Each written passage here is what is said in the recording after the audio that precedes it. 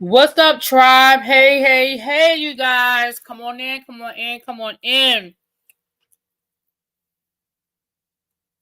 We are going to talk about Capote and the Swans today. Okay? Now,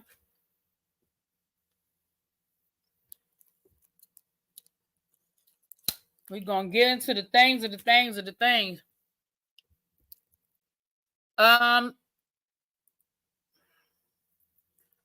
Hey, Lemon Kush, Sylvia, Citizen Jane.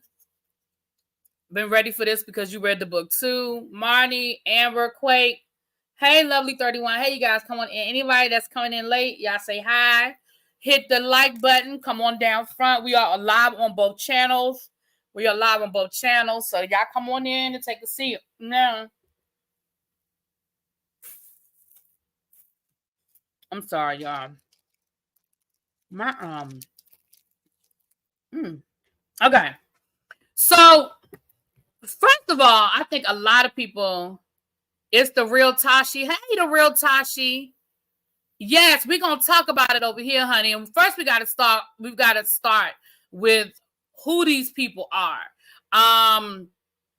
We got to start with what's going on and who these people are, because again, like I told you guys before, baby, this is some real WASP type stuff that we have going on here. So first of all, let's talk about who these people are. So Truman Capote is a writer, right? Truman Capote, this is a picture of him. This is in his younger days, right? In his younger days, this is Truman Capote. Now, Truman Capote was a very infamous, maybe more than famous, writer of the 1930s, 1940s into like the 1960s. I think he died. I'm not sure his exact date. Hold on. I have an article I'm going to read to you. We're going to go over, and then we're going to get into it. But the thing about Truman was that Truman was very flamboyant. He was openly gay at a time when being openly gay was not always, clearly was not a popular thing, and it wasn't always celebrated. But he was who he was. He died in 1982. Oh, wow. Okay. But he absolutely was who he was, right? Truman created a world where he did not come from high society, but he found a way to infuse himself into high society. He found a way to make himself be oh yeah, he would have Marty said Capote would have had a YouTube channel today and he'd have been messy as fuck. He would have been. Oh my gosh. But he found a way to infuse himself into high society and almost made himself be for lack of a better word, a mascot to them. He had to be, if there was a dinner party, you had to have Truman. If there was a society event, you had to invite Truman. Like, that is who Truman Capote became. But he also was a writer. Some of his books became very popular movies and things of that nature. So what the show Capote versus the Swans is about, it's a feud between Truman Capote and this group of high society women that he infused himself around, right? So I'm going to read you guys an article. Oh, he was a great, great storyteller. You watched Capote on Tubi last night about his book he wrote. It was fire. Yeah. I saw it a long time ago. I'm probably going to watch it again because I saw it a long time ago. Child, what did I just do?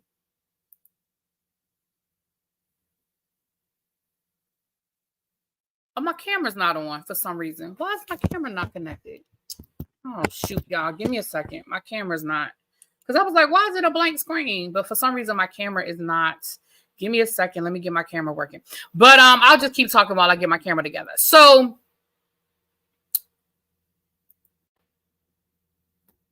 it's not. Why is it not plugged in?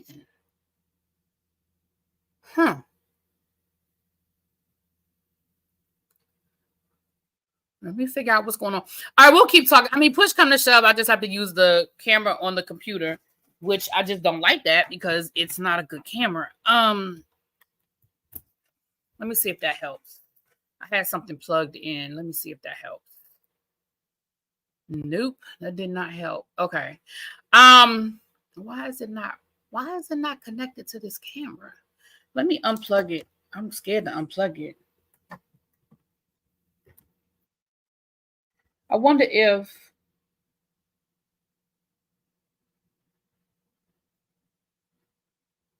I've been plugging and unplugging stuff all day because they've been trying to get my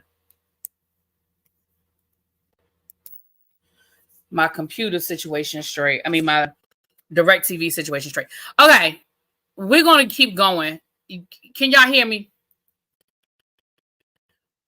We're going to keep going while I try to get this whole thing figured out, child. Okay. I think he was nominated for an Oscar. Capote was I don't know for what categories, but I remember Capote being nominated for multiple Oscars. I don't know if it won anything, and I don't know what category, but I do know it was nominated. All right, you guys, I'm trying to figure out what's going on with my camera, but we're still talking. And like I said, if I can't figure it out, then we will just.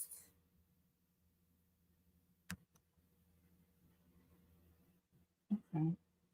Where is it plugged in? Give me a second, y'all. Oh, here it is right here. Hold on. Let me unplug it and plug it back in. Let me see if that's what it is. Okay.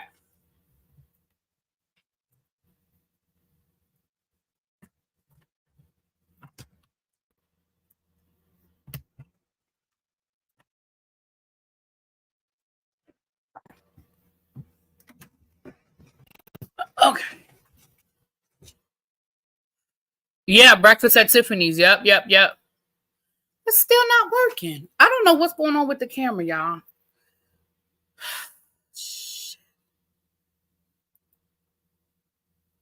Give me a second. Let me go out and come back in. Give me a second. I'm going to go out and I'm going to come back in. Find out. Let me see something.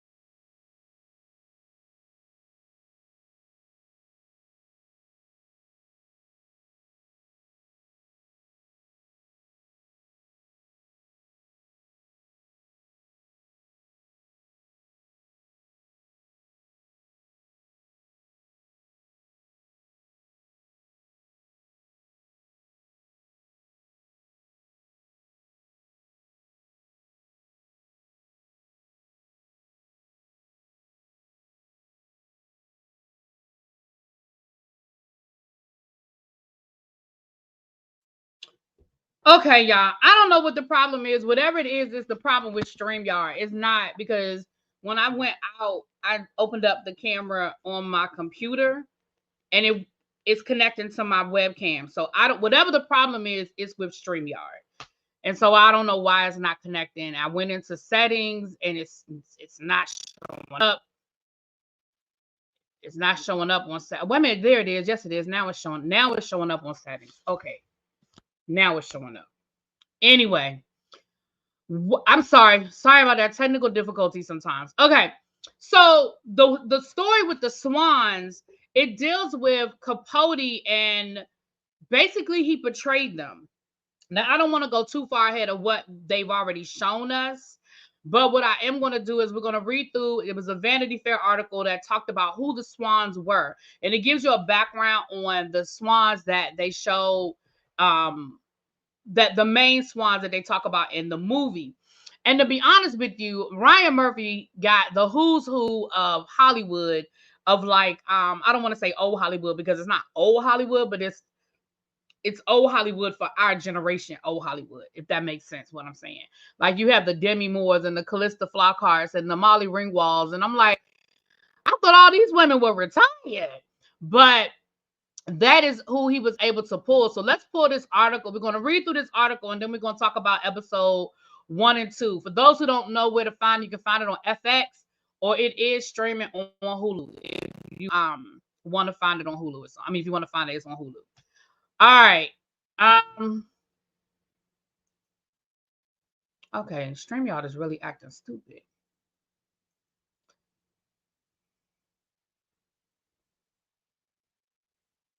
Okay.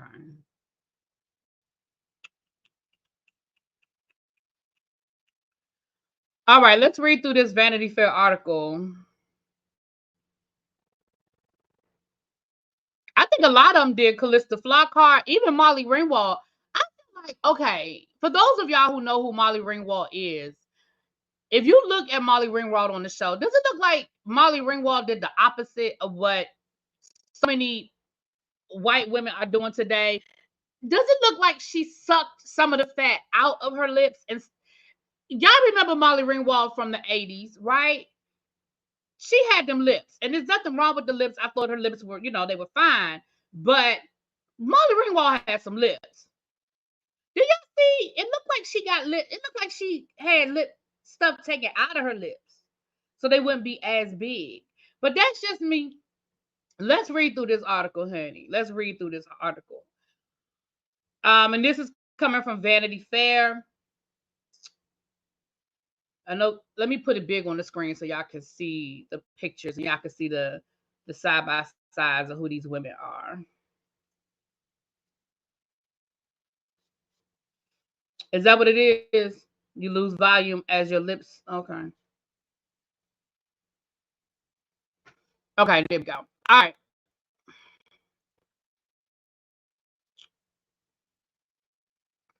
All right. So these are women. So this is Babe on the left. That's Babe from the TV show, and that's the real Babe in real life. That's who she was in real life. On the left, that is CB. I think that's who that was. That's in the show, and that's her in real life. And this is Slim. That's a Slim on the show, and that's Slim in real life. So let's talk about who these women were, honey. Who were the Swans? A deep dive into Truman Capote's best friends. Much has been spilled over the rise and fall of Truman Capote, the brilliant and troubled author of groundbreaking books, books like Breakfast at Tiffany's and In Cold Blood has been the subject of multiple biopics, including Capote, which won Philip Seymour Hoffman a Best Oscar in 2006. So he did win the Oscar for it. Almost 20 years later, Capote returns to the zeitgeist as the bleeding and bloated heart of the center of Ryan Murphy's anthology series, Feud, Capote versus the Swans. This time, as portrayed by British actor Tom Hollander, Capote is at war with Manhattan's elite, the it girls of the generation, after infiltrating their tightly guarded inner circle, then exposing their secrets in a salacious magazine story titled La Côte Basque, which is a restaurant where they used to always go to eat. And that was in 1965. The piece was named after the chic restaurant the ladies would lunch in and was published in Esquire in November of 1975. Okay. The article was intended to serve as an excerpt from a much larger work, Capote's final novel, Answered Prayers, a roman eclipse about the wily ways of New York's upper echelon. The book was inspired by Capote's close friends, including Lee Radziwill, ZZ Gist, Slim Keith, and Babe Pauley, all of whom he immortalized in print under thinly veiled aliases. But after Capote revealed their secrets, the women cut him out of their lives, hastening his descent into alcoholism and despair. So Babe Pauley, who was played by Naomi Watts, and that is, again, on the left is the picture of the real Babe, and on the right is Babe from the movie or the TV show. The most dazzling swan of all was Babe Pauley, and perhaps Capote's one true love, born Barbara Cushing in Boston, July 5th, 1915. Oh, she was a Cancer like me. Babe was the daughter of Harvey Cushing, a pioneering neurosurgeon and Harvard professor, which afforded her all of the creature comforts of a WASP blue blood life. Her older sister Mary and Betsy went on to marry an Astor and a Roosevelt. respectively. The trio were known in high society as the fabulous Cushing sisters. That's not to say Babe's life was without hardship. Around the time of her debutante ball, Babe was in a devastating car accident in Long Island that required her to undergo extensive cosmetic and dental surgery on her mouth and jaw. Many would argue that post-surgery, Babe was even more beautiful than she had been before the accident. Babe would take her gorgeous new face to New York City, where she'd land a job at Vogue as a fashion editor. So I'm gonna show y'all this picture. Babe, after the surgery, all of her teeth were fake. She had dentures at like 22 or something like that. As a result of the car accident, she and they kind of show it in the movie. And in the first episode, we saw it. Well, the second episode, we saw a glimpse of it, of her putting her teeth in. But yeah. She landed a job at Vogue as a fashion editor, married oil heir Stanley Grafton Mortimer Jr., and become a mainstay of the best dressed list in 1941.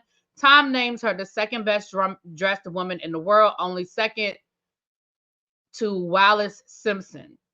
Babe had 2 children with Mortimer, Stanley and Amanda, before getting divorced and falling for chairman of CBS, William Bill Pauly. With him, she'd have 2 more children, William and Kate.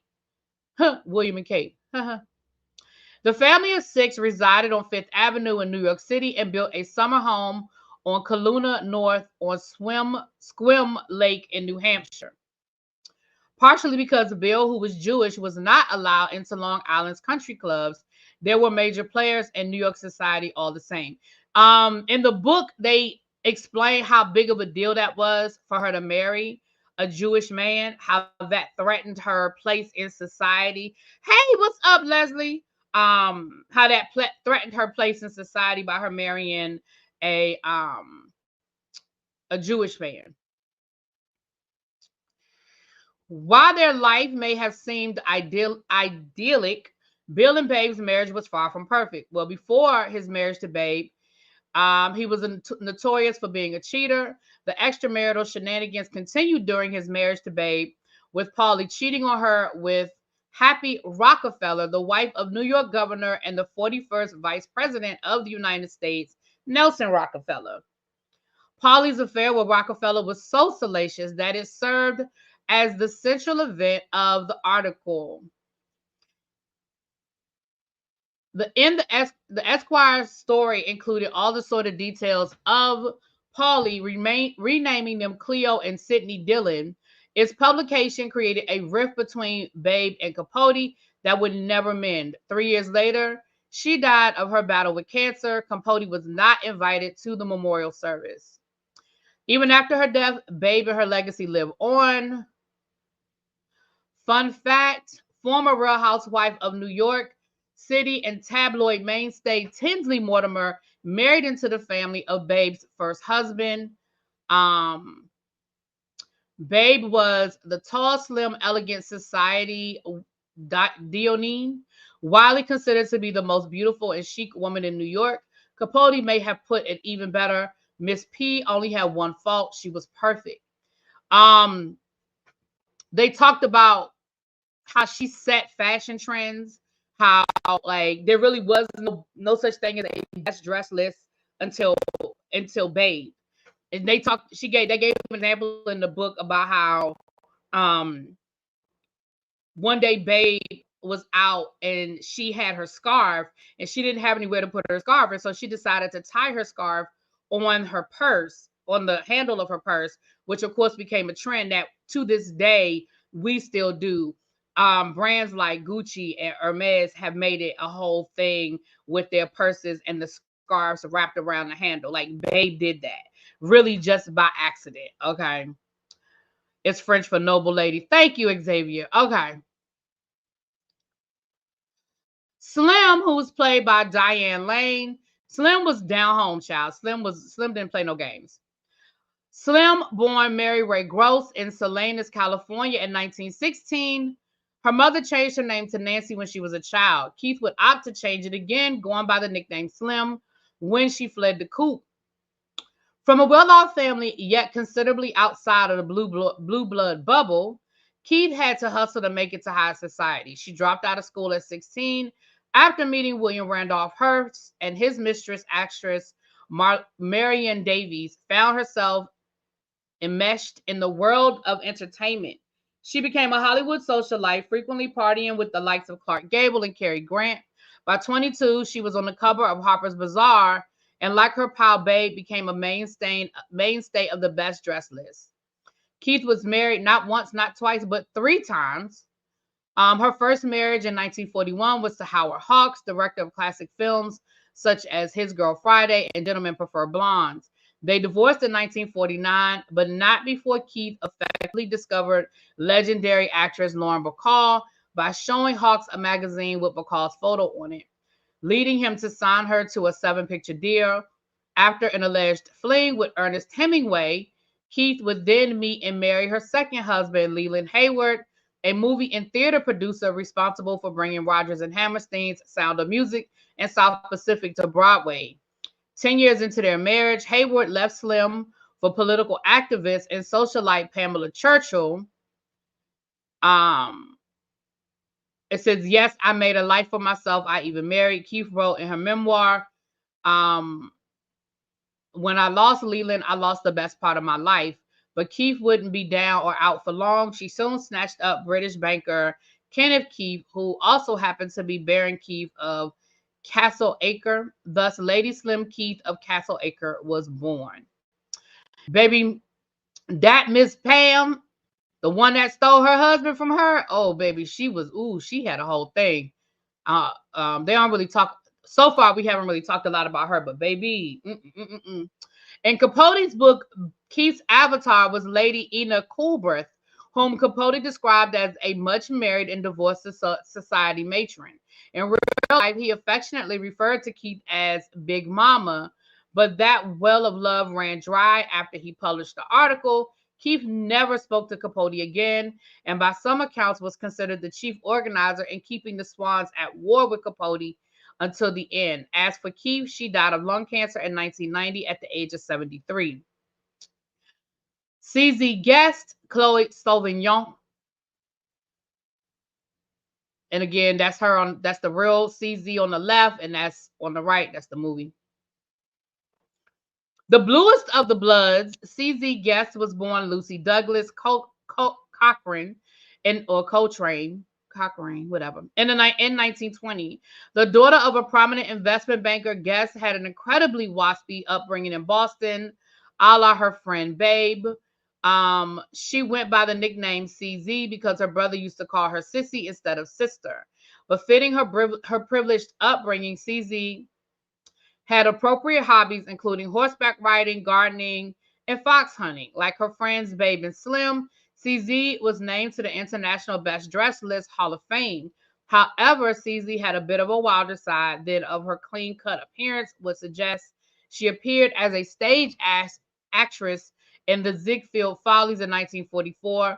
She was also painted by Diego Rivera, Salvador Dali, and Andy Warhol. By 1947, CZ married Winston Frederick Churchill, Guest, a British-American polo champion, and as his name indicates, a relative of Winston Churchill. Ernest Hemingway was the best man at their wedding. The couple had 2 children, Alexander and Cornelia Guest, and quite shockingly for the Swans, they stayed married until his death in 1982. Guest would go on to have a popular gardening column in the New York Post before her death in 2003. She was the only Swan to forgive Truman after the article. It seems that Guest really was the stand by your man type. Lee Radziwill, played by Callista Flockhart. Again, that's her in real life on the left. And on the right is the movie. Arguably the most famous of the Swans, Radziwill was best known for being the younger sister of Jacqueline Kennedy Onassis, fashion icon and first lady to JFK. While she could have spent her entire life in her sister's shadow, and perhaps she felt that she did, she was also a society figure in her own right. A New York City native, Radziwill, born Caroline Lee Bouvier in 1933, became a literal princess, marrying Polish royal prince Stanislaw Radziwill in 1959. They had 2 children, Anthony and Christina, before they divorced in 1974. And yes, there's another Real Housewife of New York connection. Raswell's son was married to former cast member Kel Raswell. In 1988, she married Oscar and Tony nominated director and choreographer Herbert Ross. They divorced in 2001. Even before the article, Raswell had a rocky relationship with her friend Truman Capote. He promised to make her a star, helping her get cast in the television play Laura, based on the 1944 movie of the same name. Unfortunately, she didn't have the goods as an actress and was critically panned for her performance. In Capote's script, she never acted again, yet Raswell made it out of the article relatively unscathed, especially when compared to her friend Babe and Slim. Still, Raswell seemingly added with Babe and Slim to the schism. She declined to testify on behalf of Capote in his lawsuit with Gore Vidal, who sued Capote for $1 million after the In Cold Blood author claimed that Vidal had been thrown out of the White House for being drunk at a party honoring Stash Raswell, per gossip columnist Liz Smith. Raswell told Capote the story, but refused to testify on his behalf, saying, "Oh, Liz, what do we care? They're just a couple of FAGs. They're disgusting." Vidal won the suit, and Raswell died in 2019. And then we have Ann Woodward, played by Demi Moore. The most tragic swan was Ann Woodward, as a radio actress and showgirl who made it out of the Midwest to become a New York socialite. Born Ann Crawwell in Pittsburgh, Kansas, in 1915. Woodward moved to New York in 1937 and was named the most beautiful girl in radio. She'd go on to meet and marry William Woodward Jr., the heir to the Hanford National Bank fortune and the Bel Air estate, and together they'd have two children, William III and James. In 1955, after rumors of a prowler in their neighborhood at Oyster Bay, Ann Woodward shot and killed her husband, William, claiming she thought he was a burglar. The Nassau County grand jury determined that William's death was an accident and Woodward was exonerated, but the Upper East Side was less forgiving than the judicial system, and Woodward was cast to the outskirts of high society. Capote dramatized Woodward's story in the article in 1965, basing the character of the murderess Ann Hopkins on Ann Woodward and insinuating that the accidental shooting was in fact murder, claiming that William Woodward had wanted a divorce due to various infidelities.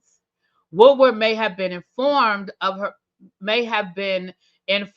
less than flattering portrayal in Capote's Roman A. Clef before the chapter was published.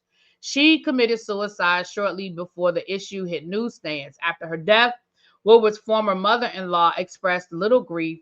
"She shot my son, and Truman just murdered her. So now I suppose we don't have to worry about that anymore." Tragically, both of Woodward's sons would go on to unalive themselves as well. And then we have Joanne Carson, played by Molly Ringwald. Now, right there, those look like her lips. But on the episode, they just look smaller. But anyway. Decidedly not a swan, Joanne Carson was the wife of Tonight Show host Johnny Carson and Capote's best and only remaining friend after the article. She was Carson's second of four wives and was married to the television host from 1963 to 1972. Capote would eventually die in her California home in August of 1984 of liver disease complicated by, phlebitis and multiple drug intoxication, but not from a drug overdose. He was 59.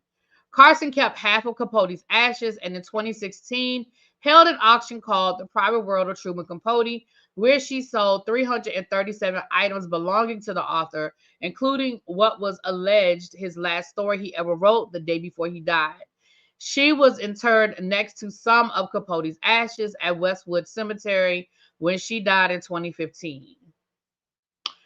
And then I'll give you guys the link if you guys want to read some actual articles or more information. But the book, the book that the show is based off of,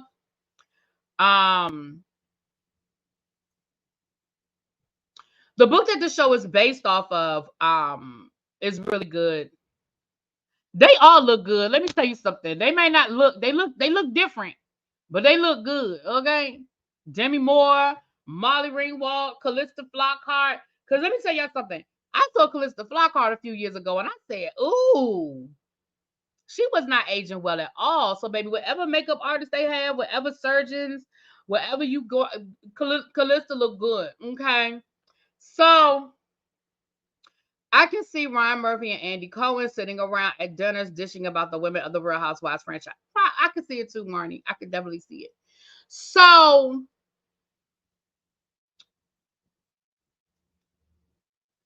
those are the Swans.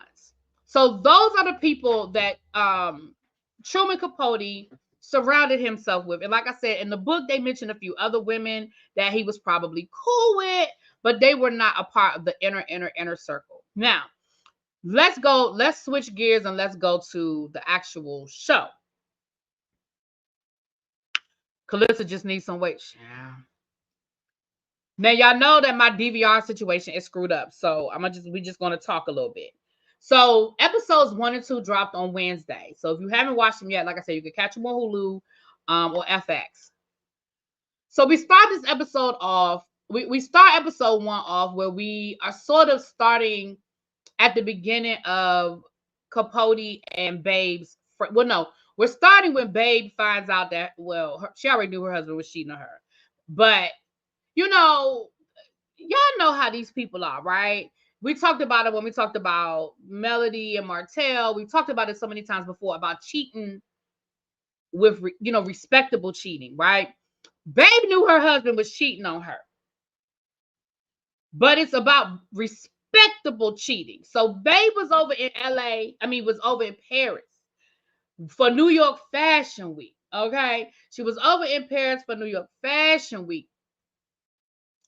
Paris Fashion Week, child. Because again, remember, she was the who's who. Like, everybody wanted her at their shows. She said she took the Concorde to get home, and she got home a day early. Well, unbeknownst to her husband, she got home a day early. And her husband, who at the time was closing out this affair he was having with the governor's wife, right? She said, well, can we just do one more time for the road? Can we just get one more time in for the road?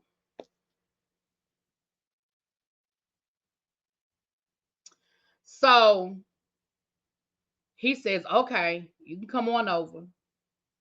So this is where he was wrong. This is where he was wrong, first of all. Why you letting her come over to your house, in your house, okay? So she slid on over there, and they had a good old romp. And when he got up, now if you got a weak stomach, just go on and hold on for a second. He looked up and he had blood on his hand. And he said, what the hell? And she said, oh, you thought you was going to get away scot-free? You thought you was going to break things off with me and you was going to get away scot-free? And baby, she was on her menstrual. Hey, Pat. And when he looked up, it was blood everywhere. And she told him, now you clean that up before your wife get home. Because they had all white everything. Now, I'm sure that story was exaggerated for the purpose of the feud, for the show. But y'all know, as women, y'all know that it happens sometimes, right? And you may or may not know, depending on what there might not have been a whole lot of foreplay involved. He might have just laid her down and, got busy. But neither here nor there, she came home and saw the evidence. Because again, instead of him having 24 hours like he thought he had, he literally only had like 2 hours. And on the show, he was literally still trying to clean the blood out of the carpet when she walked up in the house. So Babe calls over Capote, right? And we see Capote come in, flamboyant, he gives the nanny money and says, take the kids to the movie and to lunch. And he tells the housekeeper, send us up, blah, blah, blah, blah, blah. It's almost like the way he does it, that this is the drill, right? This is right. This is the drill, right? He goes in, and of course, Babe is upset. And she tells him what happened, and she's like, that's it. That's it. That's it. I'm leaving him. I'm divorcing him. He has disrespected me for the last time. He's embarrassed me for the last time. Baby, Capote hit her with the, no, you're not. Capote hit her with the, where you going? You ain't going nowhere. He said, what you gonna do is you gonna make him pay for it. Didn't you say you wanted blah, blah, blah, blah, blah? And, you're just gonna make him pay for what he did. But you ain't going nowhere. Like, you ain't ready to give all this up. You're not ready to start over. Like, he really talked her out of leaving her husband. And she was like, you're right. I love you so much. Like, you really saw. I don't even know if almost a codependency. Because it was really, really weird how she deferred to him. You know what I mean? I disagree 100%, Xavier. No, I disagree 100%. First of all, I disagree with him telling her to not leave her husband. And I don't agree with that Cardi B needs a Capote to tell her that. I don't agree. I disagree 100%. Okay. So, many have found our collection were born of infidelity. Well, in episode 2, not to jump too far ahead, but in episode 2, Babe is already diagnosed with cancer. And she starts giving away her jewelry. And baby, her jewelry, she said, that's the first time Bill cheated. He bought me this. That's the second time Bill cheated. He bought me this. And it was some beautiful jewelry. You know what I mean? Like exquisite pieces, baby. It was one that would have rubies in it. Y'all know ruby is my signature because that's my birthstone. Baby, I love rubies. Okay. I looked at that thing. I said, ooh, doggy. She couldn't trust everyone with her real business. Hell, she couldn't trust Capote. So then we sort of flash back to like 1945, I think we flash back to, where we see him first meeting Babe. So he first met Babe. They were all going down to Jamaica.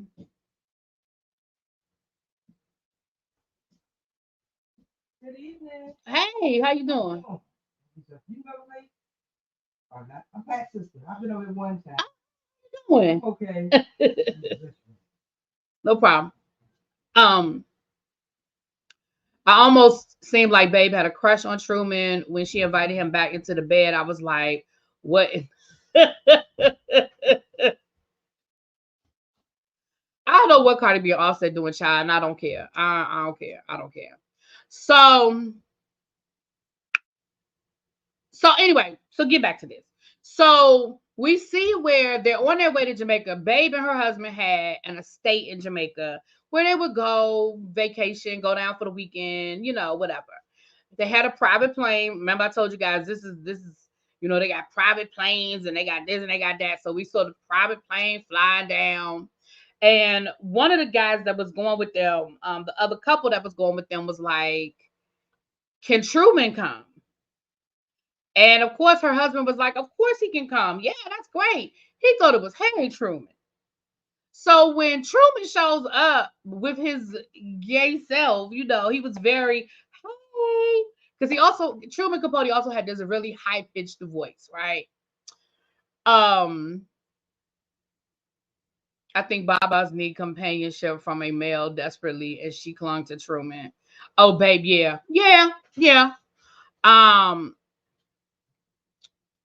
So she so he showed up, and of course her husband was like embarrassed or whatever, and they were like, you thought it was Truman Capote? I mean, you thought it was Harry Truman? Like, why would you think I was inviting the ex-president? Like, what would you think that was?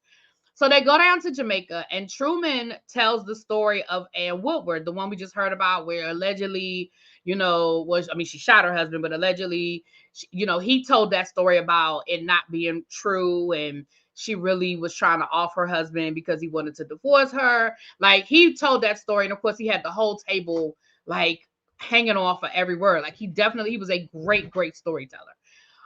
So after dinner, he witnessed Babe's husband cheating on her with one of the women that was there at the dinner table. And that is really how him and Babe bonded in the show. They bonded over her husband's infidelity, and they became friends. So that they showed us how him and Babe, sort of connected or whatever. So fast forward back to like 1965, real time.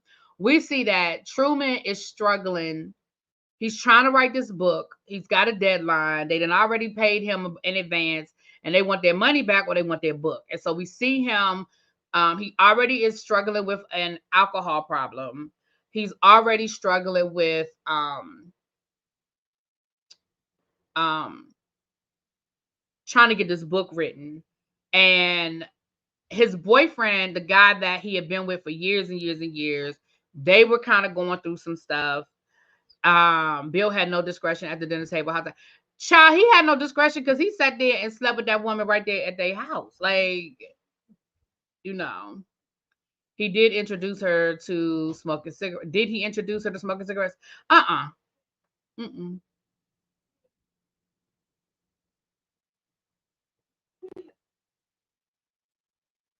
She downstairs.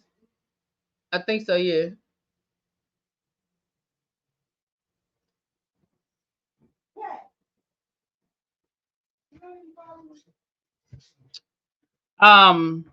That's what I just said, Jane. I said his boyfriend. Oh, you just saying the name, Jack. Okay.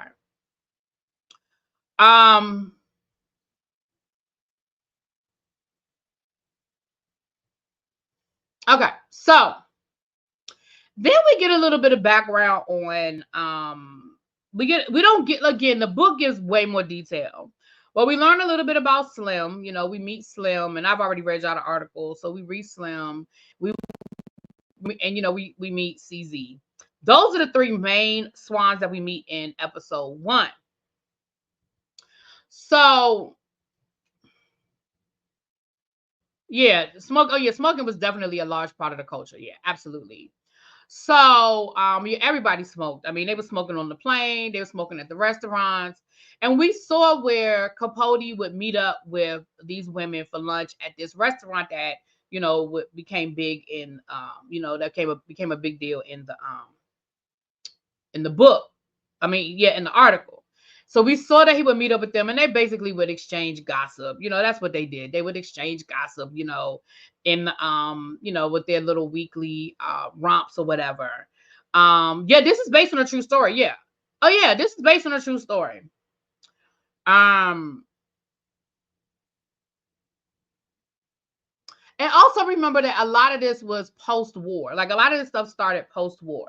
Now in the book, and I'm sure he's going to get into it later on in the because this is a series. But because in part 2 they start getting a little bit into Capote's history and his relationship with his mother or whatever. Because his mother was an alcoholic, and we see in the book where his mother. We see in the show where he has these hallucinations of his mother, and his mother is like, "Yeah, you did that for me. You did that for me. You did that for me." Yeah, check it out. You watched it by mistake. It was, did you like it? Did you like it? So anyway, Capote he's hit a writing block. He doesn't have any money. He definitely doesn't have the money to pay back to the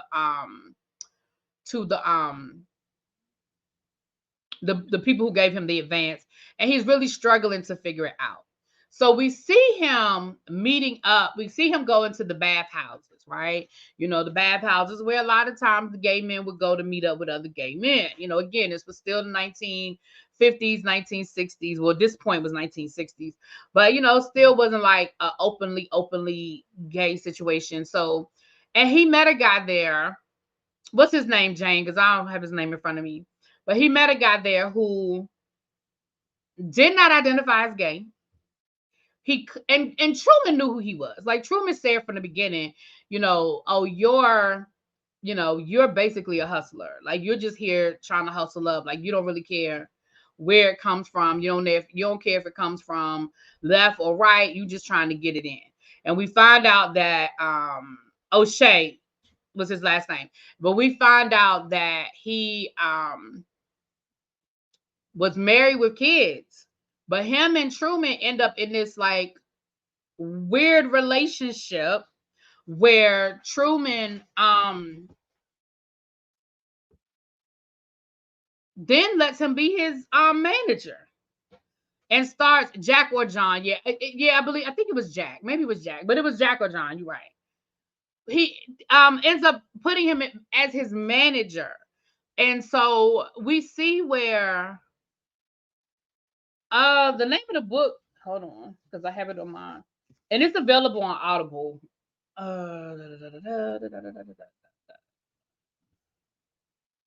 The name of the book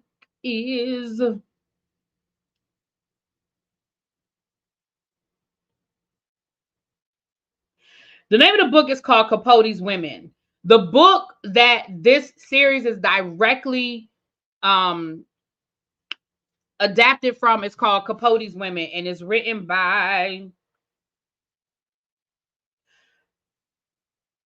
why it won't come up? Why the thing won't come up? Hold on.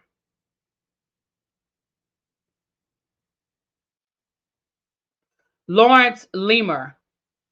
It's called Capote's Women and it's written by Lawrence Leamer. It was John. Okay, John. Thank you, John. Jack was the long-term boyfriend. John was the little hustler. So we see towards the end of the first episode, we see Capote meet up with him at the bathhouse. And next thing you know, Capote is introducing him as his manager. And he takes John with him to his probably weekly meeting at the restaurant with the ladies, with the Swans. And they tell Capote point blank, they were like, listen, I mean, if you want to frolic around in the hay with him, that's great. Like, he's a nice looking guy. However, that is not who you put in charge of your affairs. Like, the Swans saw this guy for who he was. The Swans saw him for who he was, right? And so, as they were leaving the appointment, as they were leaving lunch, interloper, absolutely. As they were leaving lunch,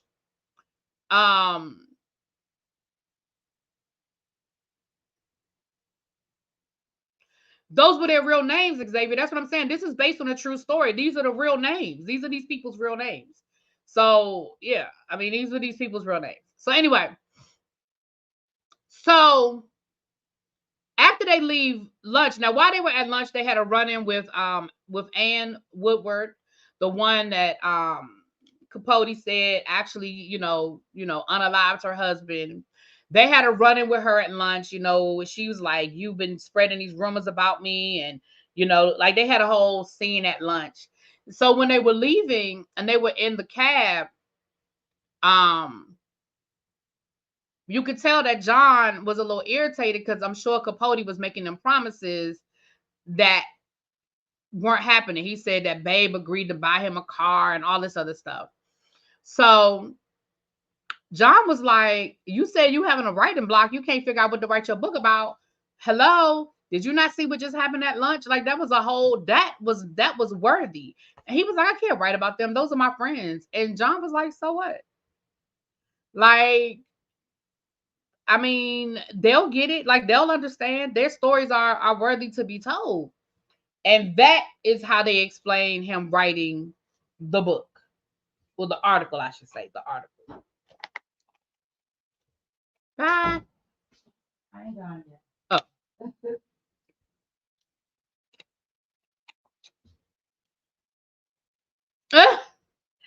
Okay. So that was episode 1. Well, no.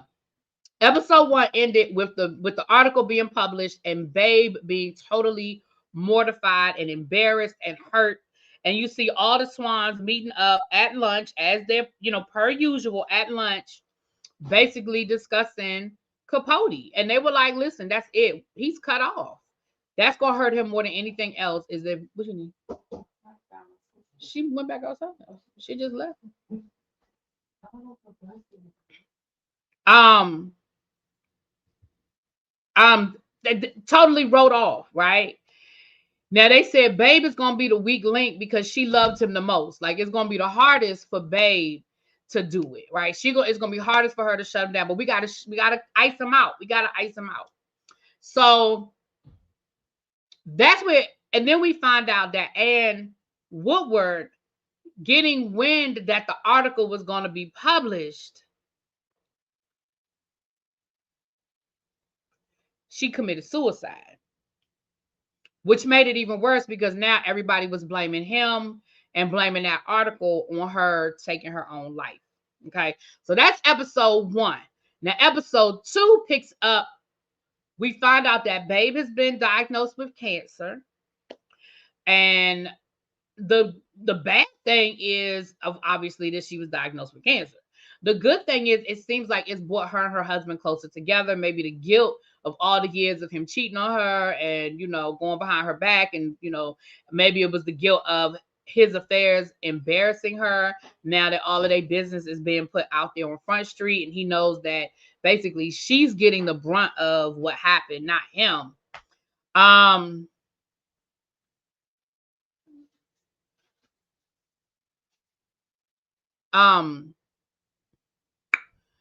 And we find out that this is around the holidays that all this is happening, and Capote is trying to get an invitation to Thanksgiving dinner, because I think in his mind he was like, okay, they'll be mad for a couple of weeks and then they'll get over it and life will go back to what it was. But that's not how it went down. And I think he always felt like he could get to Babe. I think now Babe wouldn't even get on the phone with him, and I think she knew that if she got on the phone with him, she might give in a little bit. So she wouldn't even pick up the phone. The only person that would actually talk to him, like they said in the Vanity Fair article, was CZ.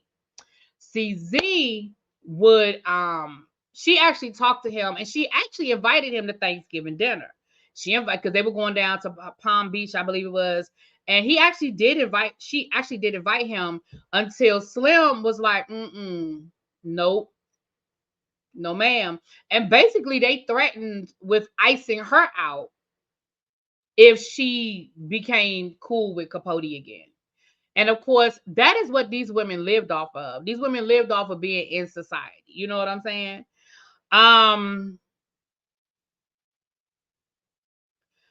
Truman oh, yeah. So Truman actually ended up having Thanksgiving dinner with the character played by Molly Ringwald. What was her name again? Carson. Johnny Carson's ex-wife. And we see part of the reason why she wasn't a Swan is because she wasn't a blue blood in New York society. She lived in LA. She had money, but of course she had more of a bohemian lifestyle. This was the 1960s. She was more eclectic. And so she was not that, you know, tight blue blood, you know, thing.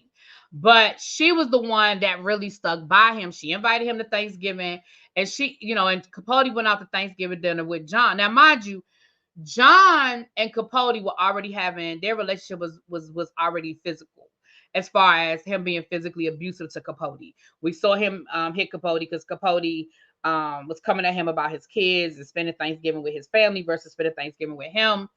And the reality of the situation is Capote would do, I almost feel like Capote wanted to be hurt. I don't know, because he would say these things that he knew would trigger that man. And I'm not defending that man hitting him, because again, there's no defense to that man putting his hands on him. Let's be clear. No defense to that. But I almost feel like it was almost like he felt like he had to feel pain. You know what I'm saying? Because he was so hurt about where he was. You know, again, his alcoholism was becoming a problem. He didn't have any money. Now he's been ousted. Not only was he ousted by his friends, but he was ousted from society, because honestly, he didn't belong. The only reason why he was there is because he was their friends. Like, it wasn't like he was a part of blue blood socialite. Like that wasn't his background, that wasn't his upbringing.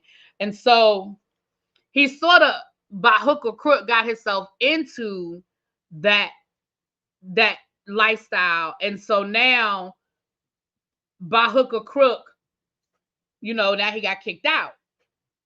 So we saw when they were out in LA, that's when the first time we see him have the hallucination with his mom. And his mom almost said, his mom was talking to him and she was like, yeah, she said like mother, like son. We know that she was an alcoholic. He was drinking, he was drunk, at the dinner. And then she starts saying, yeah, so I know why you did what you did. You trying to figure out why you did it, huh? Well, you did it for me. You did it because you know that my biggest desire was to become a part of become a part of society, and they wouldn't let me in. And so you were trying to get in for me. You were getting your get back for me, basically. And of course he's talking back to he's talking back to his mother and was like, no, I wasn't. Like, hell nah,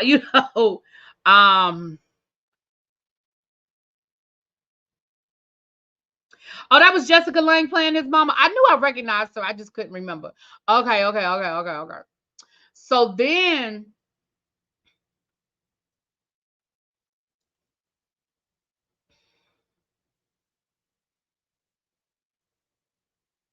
right, Citizen J said Truman was reckless with his mouth, but people loved it until it was about them. True.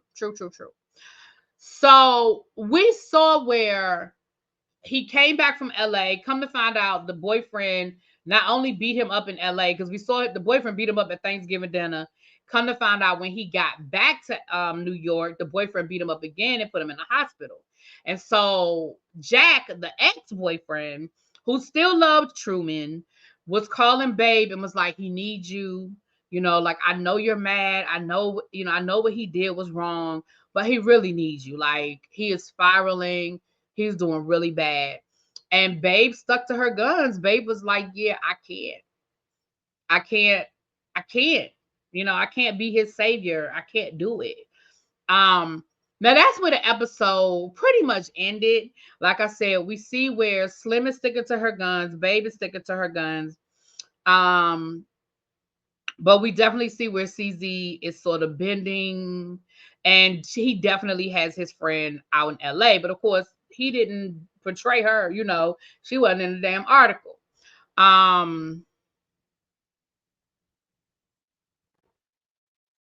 Yeah. So that was episode 1 and 2, you guys. And again, it's a really I think it's going to be really good, because I can tell by the trailer that they're going to do flashbacks, and they're going to give you guys some, when I say you guys, all of us, we're going to get a lot of the background stories. But baby, let me tell you something. Some of these women, they have us believe that these blue bloods were so uptight, that these women live by the society rules, and that they did all of the things they were supposed to do. And if they didn't do it, they kept it so far behind closed doors that nobody knew. Baby, these women were scandalous. Do you hear me? All of them. When you listen to the book, I listen to the book. When you listen to the book or you read the book and you get some of these people backgrounds and you find out how scandalous they were, baby, these women were scandalous. Okay. Slim, they didn't get into a lot about Slim's background on this episode, but Slim's father, was it Slim? I want to make sure I'm telling the right story. Yeah, it was Slim.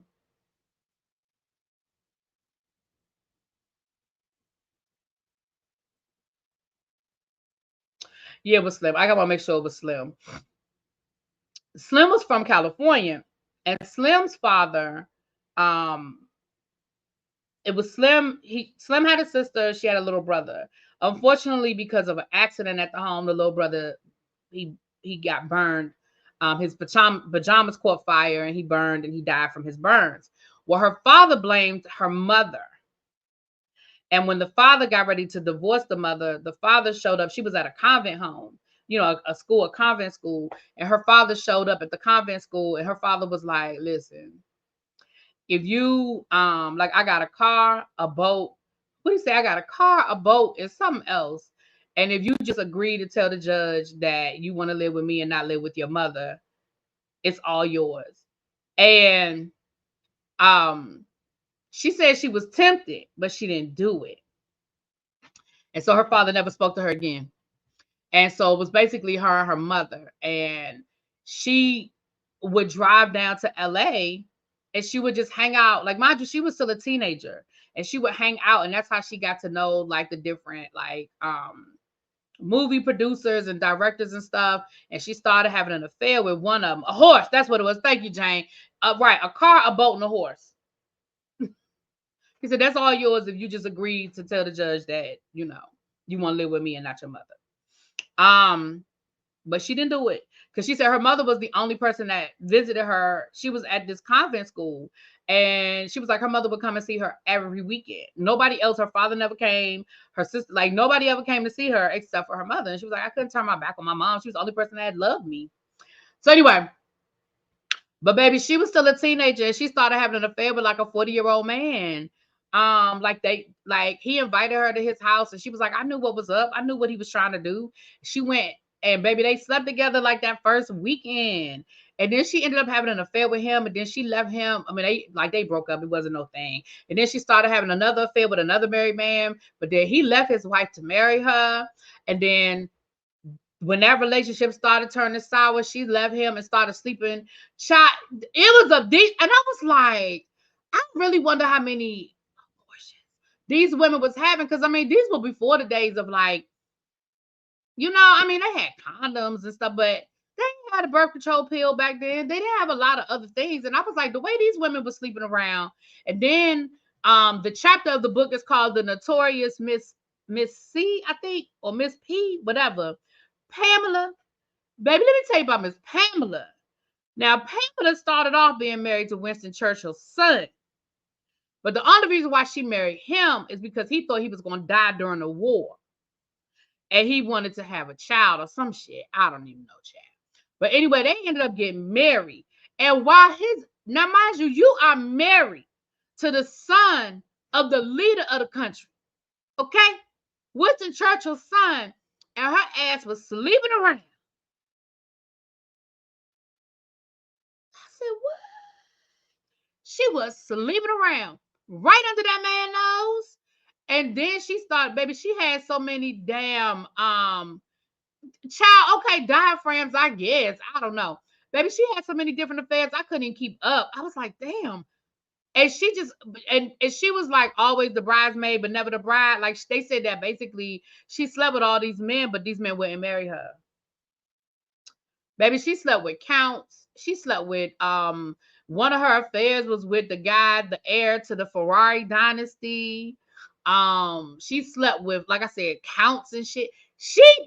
And the one guy that she slept with, he was a married man, but he had her on an allowance. He bought her an apartment that in today's money is worth $4 million. That would have been worth $4 million. That's her, Pamela Churchill Harriman. Yep, that's her. That in today's money was worth $4 million. And then he paid her $5,000 a month allowance, which in today's money is like $173,000 a month. And he did that for years. Even after they broke up, he still paid her allowance for like a couple of years. I said, bitch, I need to find him. Okay? I need to find him. Baby, oh my gosh. But baby, she was dirty because she ended up stealing Slim's husband. Come to find out, she had an affair with Slim's husband, and Slim's husband divorced her for Pam. But Slim wasn't really tripping because Slim was sleeping around with Ernest Hemingway and Cary Grant, all these other people, child, I'm telling y'all, get the book. When you start hearing about all these names and all these different people, I mean, everybody from Hollywood to politics. Baby, I was like, what? Baby, it was a whole situation. Right, she was right. That was what it was because she was considered chubby. But I'm sure that their version of chubby was probably like our version of like a size 8, 10. But she was considered chubby.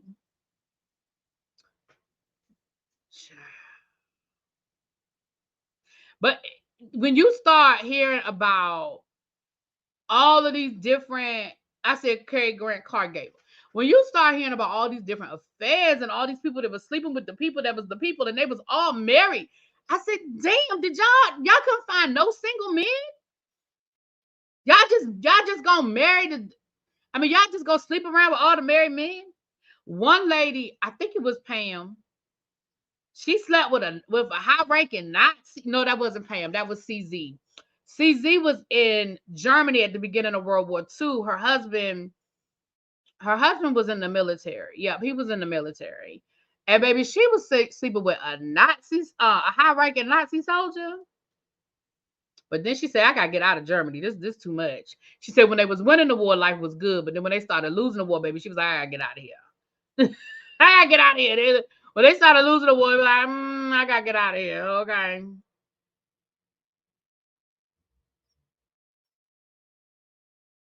Well, we are all known for our excellence, child.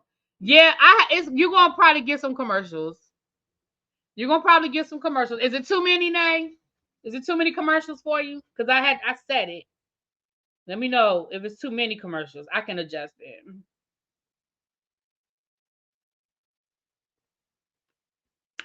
But anyway, y'all, don't forget at 6 o'clock, I'm about to go. Ooh, we're gonna be over at the Soul Firm discussing this week's episode of Raising Canaan. We are down to the wire. We're on episode 9. We only have one more episode, honey. We only got one more episode, honey. Oh shoot, I'm on the wrong side. Wait a minute. But I recommend it. Like if you're not watching, I know it's not Real Housewives, but baby, it is drama. And like I said, I think when they start going back and they start doing these flashbacks and they start showing who these women, what kind of dirt these women really had going on, baby, I think y'all gonna be like, what? And I'm gonna be like, yeah. Now, why YouTube limit the monetization? YouTube be playing games. I ain't said nothing. Maybe because I was talking about people getting unalived and stuff. I don't know, child. YouTube be playing games. Okay.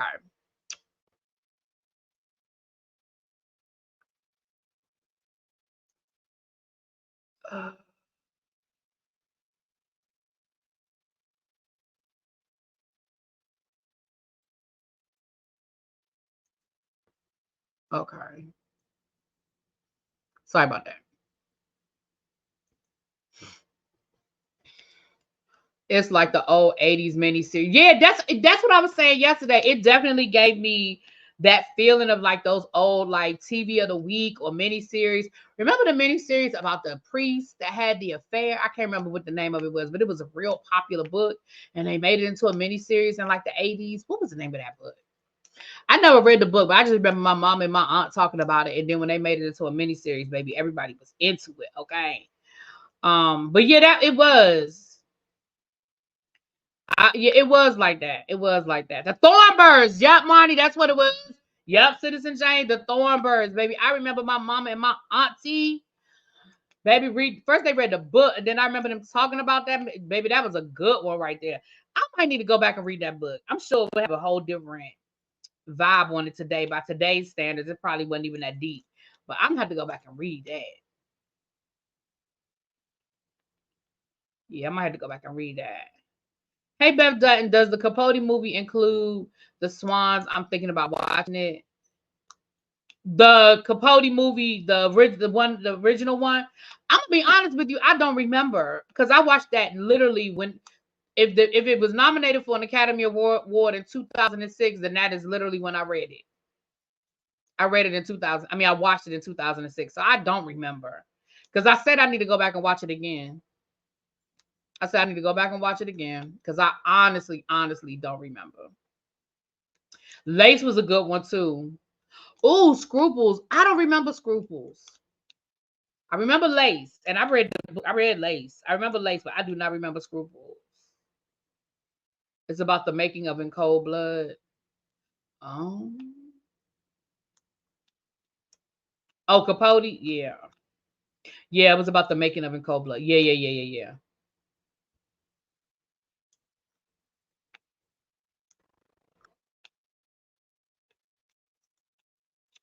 All right, you guys. Well, we about to head on over to talk about Raising Canaan. Like I said, it's the next to final episode. So we gotta talk about what happened in Friday night's episode and where that's gonna leave us for next week. The book was about sex education. Ooh,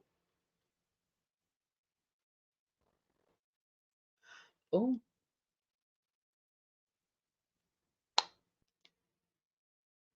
I might have to watch it again because I definitely didn't. Like I said, I believe when I watched it the first time, I don't think I really knew a lot about Capote or whatever. So a lot of stuff probably went over my head the first time I watched it. The book that this show is based on. It's called Capote's Women. Yeah. And the Grammys are tonight. Now I'm gonna watch the Grammys. So if it's something to talk about, we'll talk about it tomorrow. Because by the time the Grammys go off, child.